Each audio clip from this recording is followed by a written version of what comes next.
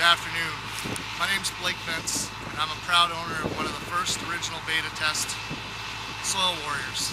I am located here in southwestern Ontario, about an hour away from Detroit, Michigan, in close proximity to Lake Erie, about 10 miles to the south where I am today.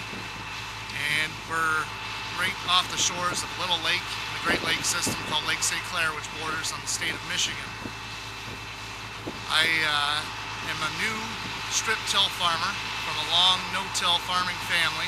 Our primary crops here are corn, beans, and winter wheat. Strip-till is a relatively new venture for us after acquiring the machine in the fall of 2006 with the primary intention of managing wheat residue post-harvest. That was a non-event based on the fall of 2006 being so extremely wet.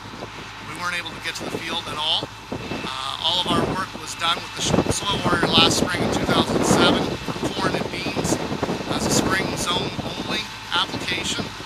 We were really quite satisfied with that attempt, but after seeing the two-pass system that we were able to do here in 2007 and 2008 spring, I believe that this is even a step further in the right direction to manage in our heavy clay-based soils.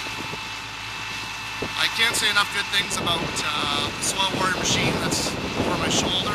We've had nothing but positive experience thus far with both the machine as well as the service of staff that are in Faribault.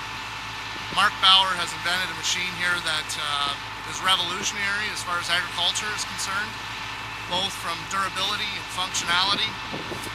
It's going to take us a long way to achieving the desired crop results that we're hoping for.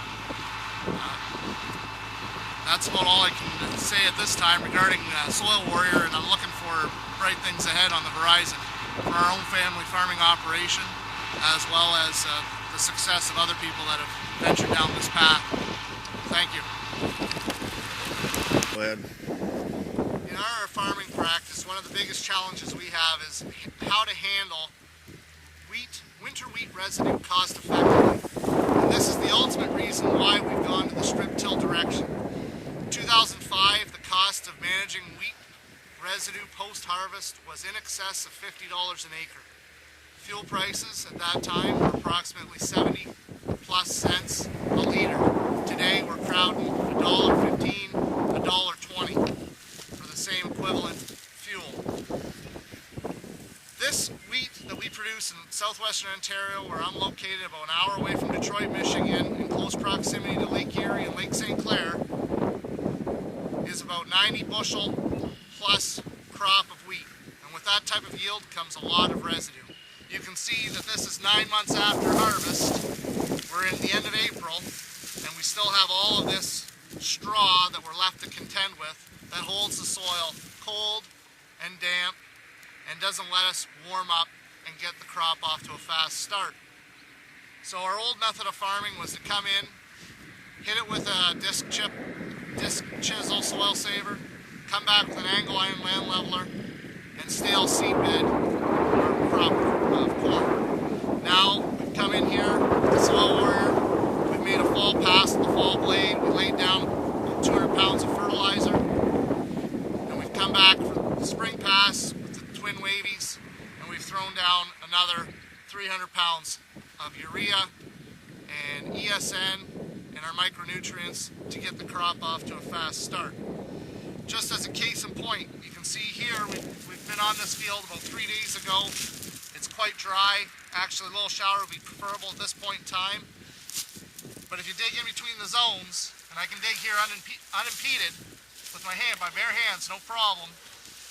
And if I dig in between the zones and I brush away this residue, I'm left with mud balls.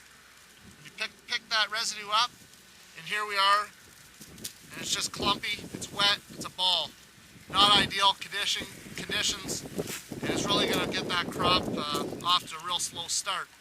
We'll have a chance to dry off, and we'll come in right in here with the corn planter and plant, and all day long, never stop. So this was our biggest struggle, or our biggest reason for going to the strip-till direction. Before strip tillage, we were long-time no-till farmers. I farmed with my dad and my two uncles, and we're just looking for a better way to manage our costs a little more effectively, as well as manage our fertilizer. Today, the price of MAP is over $1,000 a metric ton here in Ontario. Anhydrous ammonia is through the roof also.